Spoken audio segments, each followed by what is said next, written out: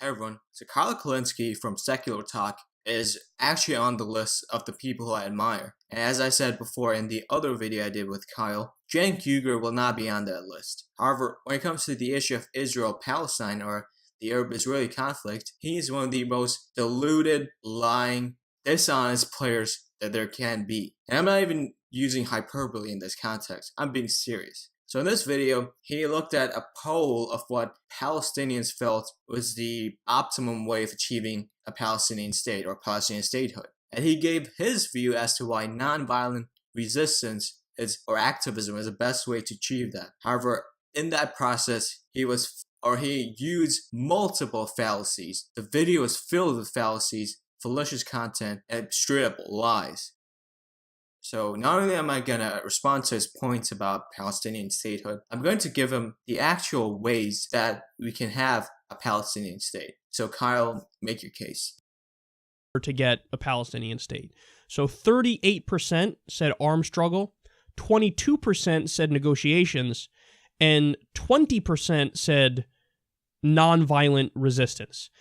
I read those numbers and I was a little disheartened because, now don't get me wrong, do I get it? Do I understand? Okay, you're a Palestinian, your land was just jacked. You're fucking pissed. So when you do violence, you say this isn't even, you can't just call it violence, that's totally misleading, it's resistance. He starts us off with an obvious fallacy of starting with a false pretense. He's making it seem as if the people who had their house demolished are a majority or even a significant portion of the people polled who believe in armed struggle against Israelis. And I'm just simply going to say that's a bunch of BS.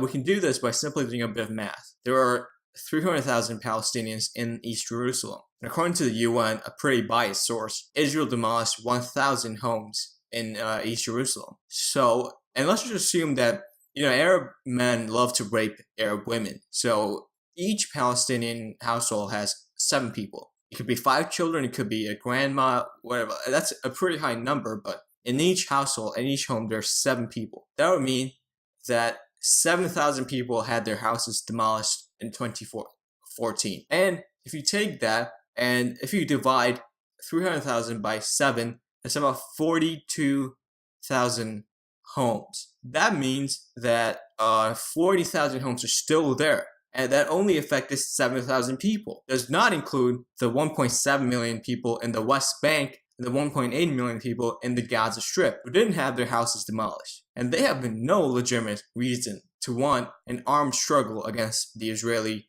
population. I think that when you say we're going to do armed struggle, you've set up a strategy where you're almost certainly going to lose. Very true. You're not going to win. There's no way you're going to win.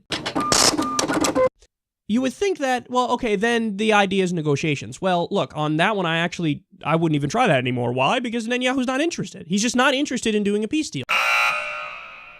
So even the 22% of people that say negotiations is the way to go, I would say, no, actually, you're wrong too.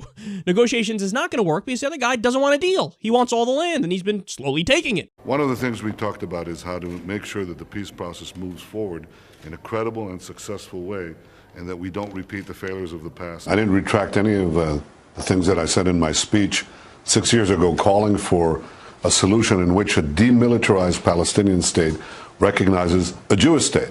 I said that the conditions for that today are not achievable for a simple reason. Abu Mazen, the leader of the Palestinians, rejects consistently the acceptance of a Jewish state. He's made a pact with the Palestinian terrorist organization Hamas that calls for our destruction.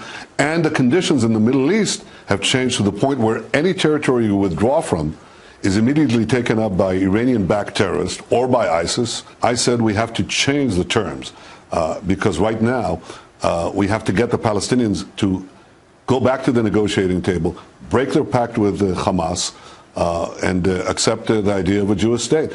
The next point is just a complete and utter lie. Benjamin Netanyahu, for the hardliner that he is, has always said that he will negotiate with Mahmoud Abbas anywhere in Jerusalem, anywhere in Ramallah, anywhere in London, anywhere. He has said that he's open to a peaceful deal where there's an independent Palestinian state, demilitarized Palestinian state, and a prospering Jewish state. But the difference is that Mahmoud Abbas is not wanting to do direct negotiations. All he wants is to hide behind the UN, hide behind the Security Council, hide behind Jordan, hide behind anywhere he can to unilaterally demand a Palestinian state in which the Jewish state loses out. And that's definitely not going to happen. So this lie of Netanyahu being the stubborn one, not wanting to negotiate, it's totally based on fiction and not facts.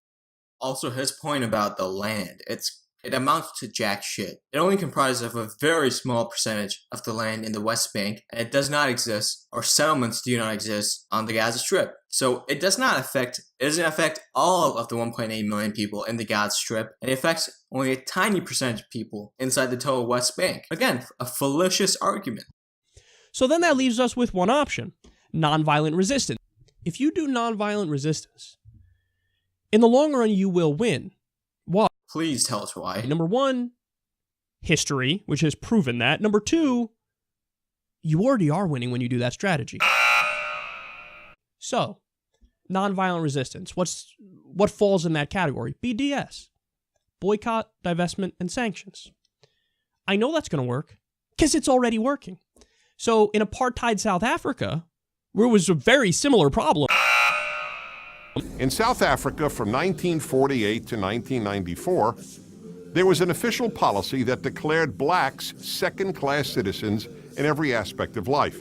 Blacks couldn't vote, couldn't hold political office, were forced to reside in certain locations, couldn't marry whites, couldn't even use the same public restrooms as whites. Not one of those restrictions applies to the many Arabs living in Israel. 1.5 million Arabs live in Israel. They constitute about 20% of that country's population. Every single one of them has the same exact rights as all other Israeli citizens, and they always have. They can vote, and they do. They can serve in the Israeli parliament, and they do. They can own property, businesses, and work in professions alongside other Israelis, and they do. They can be judges, and they are. Here's one powerful example. It was an Arab judge, who sentenced the former president of Israel to jail on a rape charge.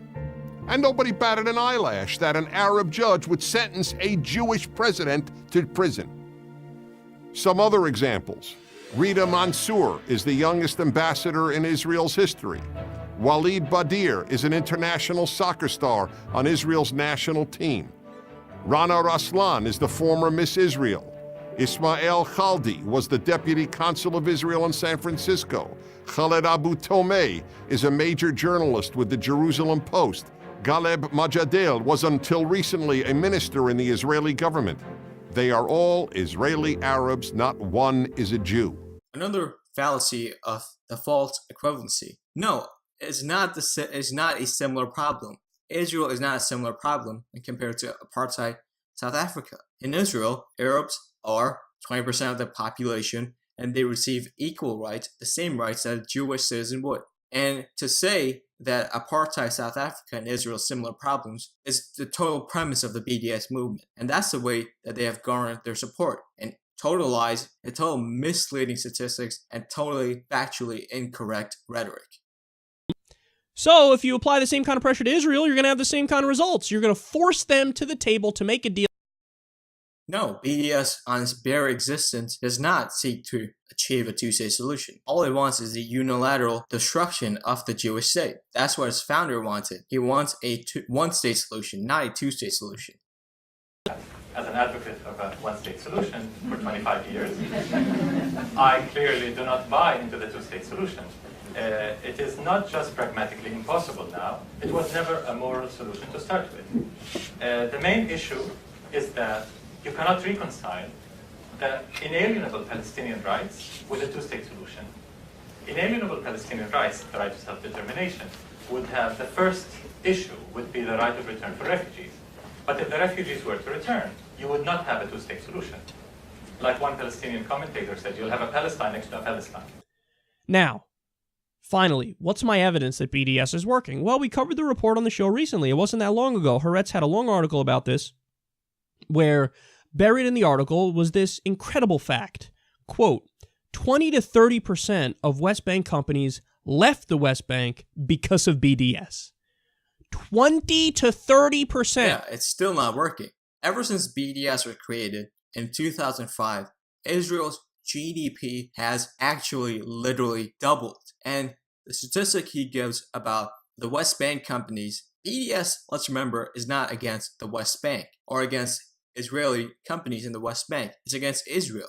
Israeli Western trade has increased since BDS started. And you want to know how much of a failure this BDS movement is? The most prominent anti-Zionists like Noam Finkelstein and Noam Chomsky have both come out against it. That's how much of a failure boycott, divestment, sanctions against Israel has been. And then also, hopefully people in the West understand that we need to apply pressure to our government, because if the U.S. would just say, hey, that $3 billion you get a year, done unless you do a two-state deal. If we just said that to Israel, or if we just lifted our veto with the UN and said, hey, we're not going to be partners in crime here anymore, and we're going to actually try to get a Palestinian state. If we just did those things, we would have a deal, we would have a state. This clip perfectly embodies the reason why Kyle is so illiterate when it comes to the history of the Israeli-Palestinian conflict. Let me give you a few ways in which you can achieve a Palestinian state. First of all, since you brought up the example of the US, maybe Yasser Arafat could have accepted the US's effort to reach a Palestinian state. I don't know, maybe that could have worked and prevented the first and second intifada's. That's just me. Secondly, you could have accepted the 1947 partition. Since you accepted a Transjordan state, a Lebanese state, a Syrian state, but why not a Palestinian state? Oh right, it's because it would be right next to a Jewish state. Or now you can go for direct negotiations. That's the only way where you can have a peaceful deal with an independent Palestinian state and an independent Jewish state. Abbas is sitting behind the UN, sitting behind human rights councils, because he wants to unilaterally achieve Palestinian statehood.